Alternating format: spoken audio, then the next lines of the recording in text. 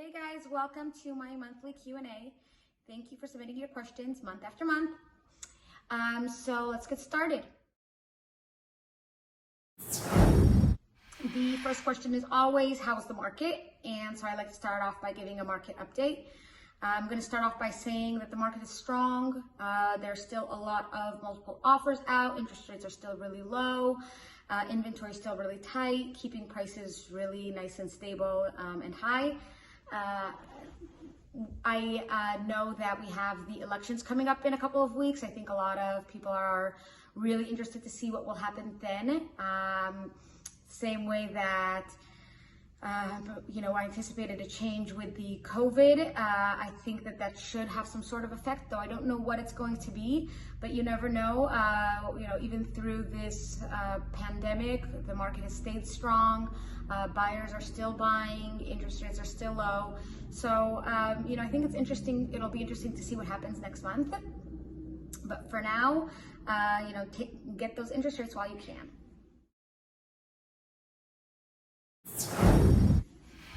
The second question is, what should I look for in an agent when listing my property? So this is a really important question. A lot of times people tend to use agents that are either their family or their friends.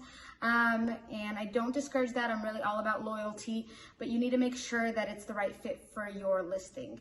So for example, you want someone who is really educated on the market that you're selling in. So if you live in Los Angeles and you have an agent that works in Orange County, a sister or brother or cousin that works in Orange County, probably not the best idea. You want someone that's local, that's accessible. For me, it's really, really one of the most important things is that you have an agent that is very responsive and able to show and express the value of your property. So you want someone who's really has a strong expertise in your market and who answers the phone and who's always willing and available to show it, because the more exposure you get, the faster and the higher value you'll get for your property. Another really important thing when choosing an agent is obviously their strategy. You want someone with a clear strategy, not that's just going to take some photos and throw it on the market. With the current competition on the market, you want to make sure that your house stands out, that you have the best photos, the best marketing strategy, that's strong in social media, that's strong within that area, that knows other agents in that area, that has good relationships with other agents and buyers in that area. You want to make sure that they take the best photos, that they present your house in the best way possible. You also want to know that they're really good at negotiation. A lot of times people just choose an agent because they're they give them a discount on the commission. But if they're not going to know their value in the commission and they're going to automatically discount their commission to you, can you imagine what they're going to do with your property? Can you imagine how they're going to fight for your property if they can't even fight for their own commission? They probably won't care to discount your property value as well. So you need someone who's very savvy in negotiations, someone who's going to fight to get you top dollar, who's going to know the ins and outs of every transaction. So every transaction is different. You need someone who knows the rules, someone who knows the legality of things, and who can really present your property in the best light, and who can negotiate all of the hurdles that come along and work through the escrow, because getting an offer is just the first step of a very long and oftentimes complicated process. So you want to make sure that someone's going to hold your hand all the way through and make sure to be able to get your house actually sold, not just into escrow.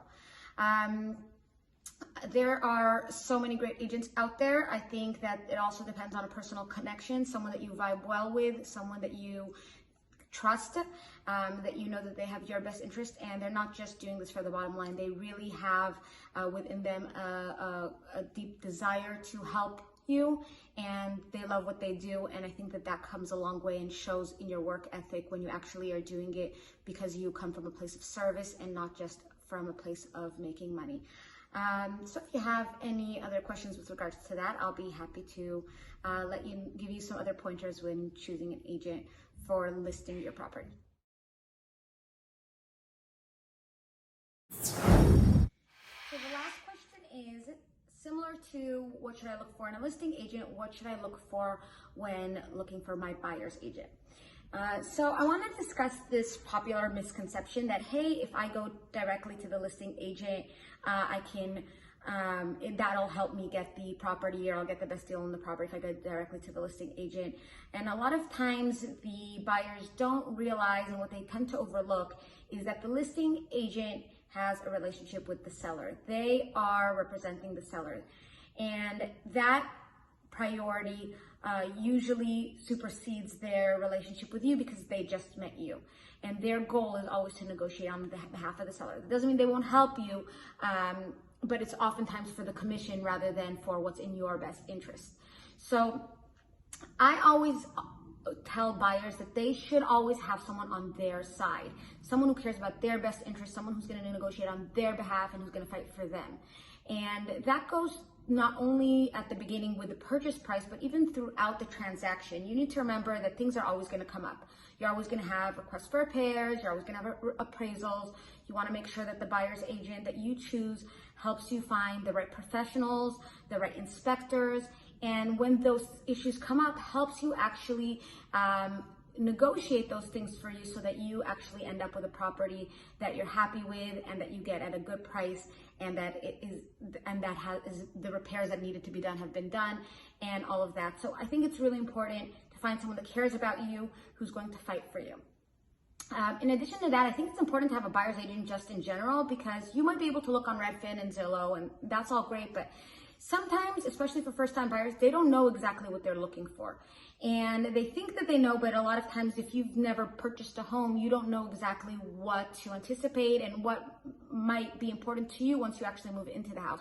And when you have an agent on your side, they could really walk you through all those ins and outs.